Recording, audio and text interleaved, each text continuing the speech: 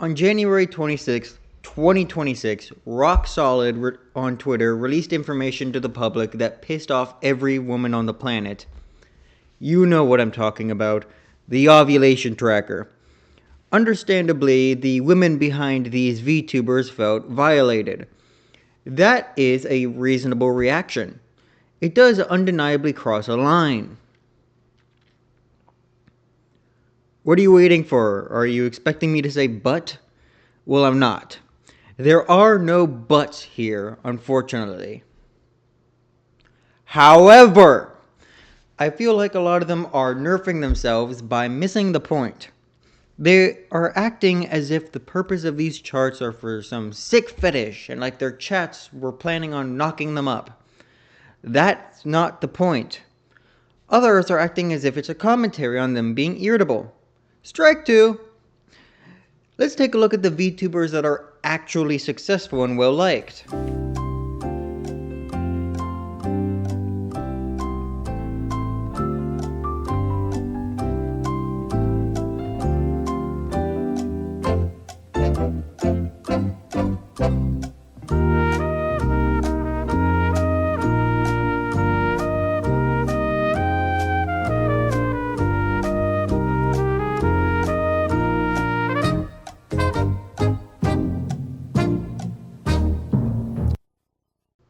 See? They get it. Kitsunero did too. She was shocked, but she still understood what it was. This isn't some judgment calling women hormonal and weird. This isn't sexual harassment. Eugene Choco, get your femboy ass out of this discussion. This does not concern you. Also, this isn't rape. This isn't sexual violence. And this isn't whatever else you want to use to advance your political opinions. Do you want to know what this is? You want to know what you're all really freaking out about? It's a fucking meme! You'd think Vettel, a man, being on here would be a dead giveaway. You'd think Rock Solid being added to it would be a dead giveaway.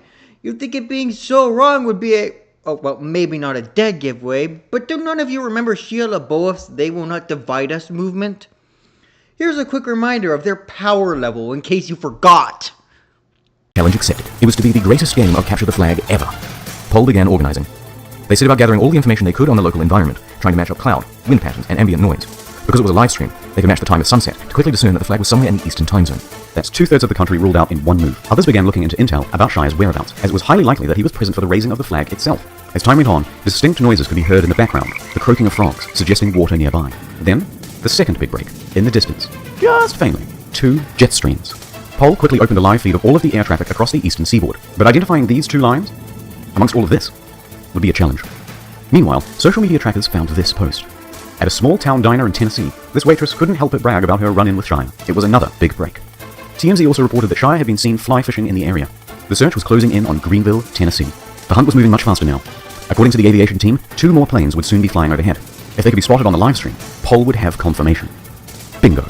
To further narrow down the search area, the aviation team started charting all of the flight paths of spotted planes, but they still needed more information, and as day turned to night, they got it. Poll's astronomy division used the constellations to narrow down the angle and rough position of the camera. With this, the flight paths, and some advanced trigonometry, the candidate area had been reduced way down.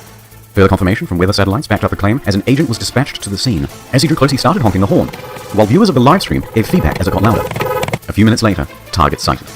But he couldn't just head in during broad daylight and risk Shia's wrath. Instead, he had to wait for the close of night. In the meanwhile, Poll got to work devising an infiltration strategy. A few hours later, the flag came down, and a MAGA hat and shirt went up. It was a beautiful moment, and it all took place on the live stream.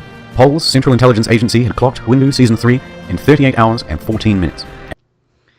If these 4chan freaks wanted to track your period, they'd be a lot more fucking accurate.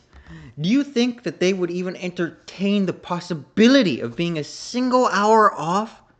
No, they track you to the ends of the earth out of spite. What do you think they'd do if they got to this level of obsessive parasocialism? No, this is a fucking meme! I don't know how anyone can be a part of this industry without recognizing that. The pregnancy and fertility meme has been around nearly as long as VTubers have. The most successful VTubers understand it. Narissa, Scoochon, Shondo, Adora Fortune, just to name a few. What is this website called? Period Tracker? No. Menstrual Tracker? No, it's called the motherfucking Ovulation Tracker. As in the best time to cause pregnancy. It was a meme! God damn it. Pregnancy is one of the oldest and the most famous meme within the Vtuber community. But none of that matters now, thanks to everyone that took the opportunity to show how tone deaf and out of touch with their audiences they are by deciding to take the opportunity to attack men and the Vtuber community. Congratulations! Twitter loves you. Your biggest fans probably hate you now. This reminds me of that one joke from Community, but a million times worse. Does anyone know what I'm talking about? It's that one episode where Abed was trying to help everyone, and by the time he realized what he was doing, was too far in to quit. Great scene, by the way.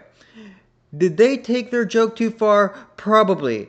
But that is all it was supposed to be. A joke. An expression of love for their streamers. A really, really high-effort communal meme.